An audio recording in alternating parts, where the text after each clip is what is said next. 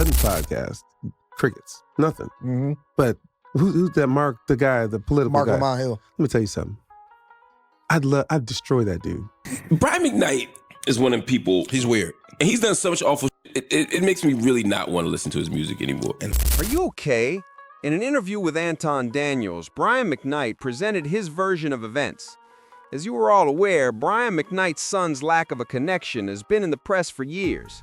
As a result, he briefly discussed Joe Budden and Marc Lamont Hill during the interview, since he claimed to have contacted Joe Budden in an attempt to have an interview and to have heard crickets. Let's listen to what Brian McKnight has to say, similar to how the video was. Because here's the thing.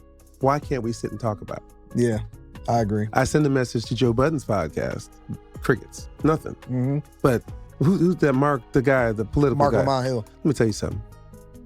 I'd destroy that dude. Yeah. I would destroy him. Not physically, but No, in I a understand debate. what you're saying. Because you don't even know me. But you call Right. me an asshole? Yeah. Well, I look at Marc Lamont Hill. There's this segment of people that are what I like to call,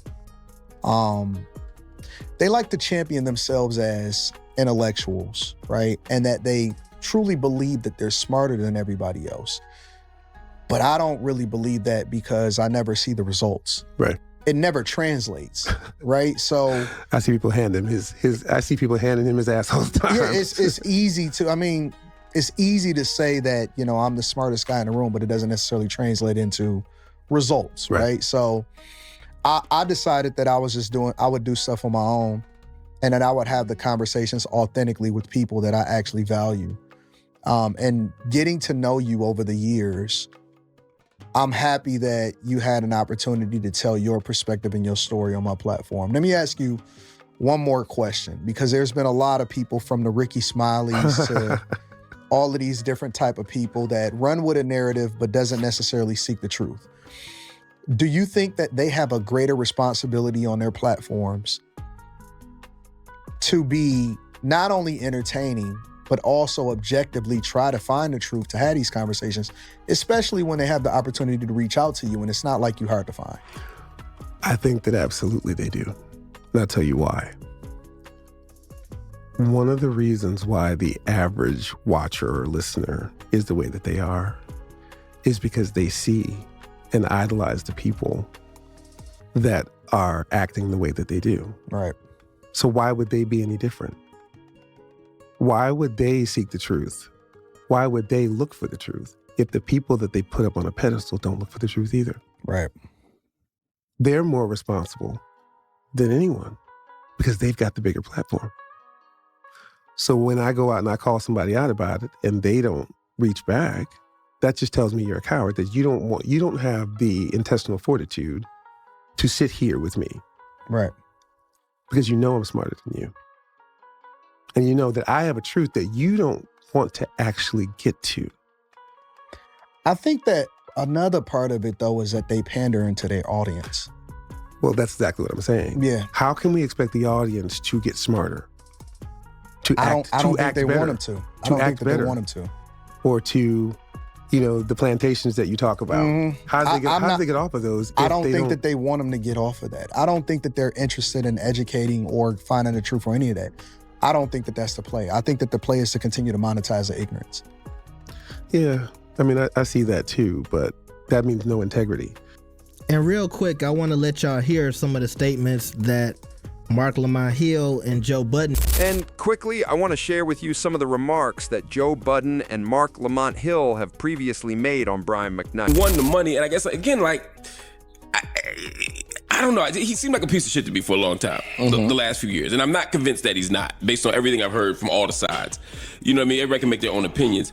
Brian McKnight is one of them people. He's weird. And he's done so much awful shit, it makes me really not want to listen to his music anymore. And that nigga's fire. He's got some good. And it's so hard. Fire. I watched the video of him saying why he doesn't talk to his kids. Why, the video why he didn't speak to his son before he passed away tragically a little while ago. Right. All right, but am I a social worker? That's what I was about to say. Then I heard One Last Cry on the piano by himself, and I was like, how nice was that kid? Like Marc why said, he I ain't touched gotta the kid. keep caring?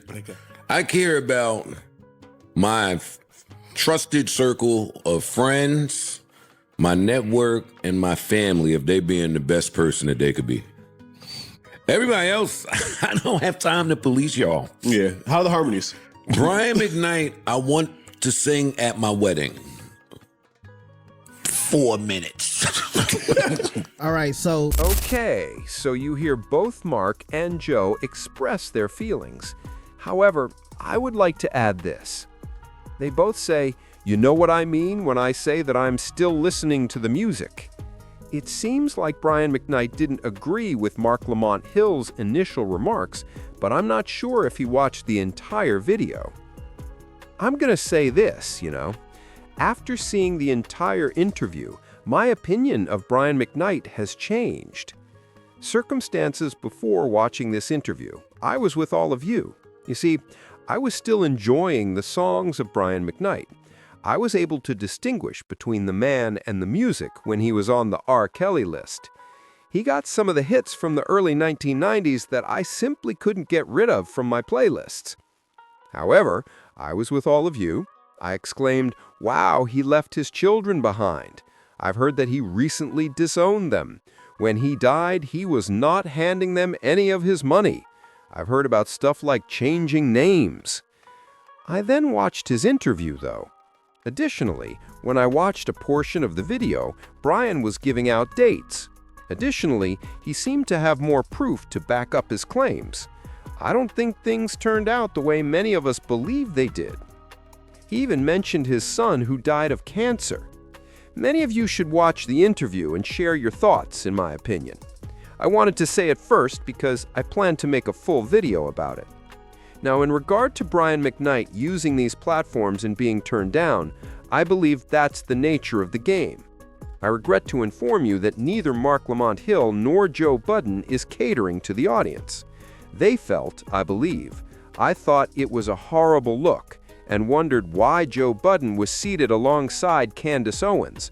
However, I will add that you ought to be able to have a conversation with Brian McKnight if you have a conversation with Candace Owens.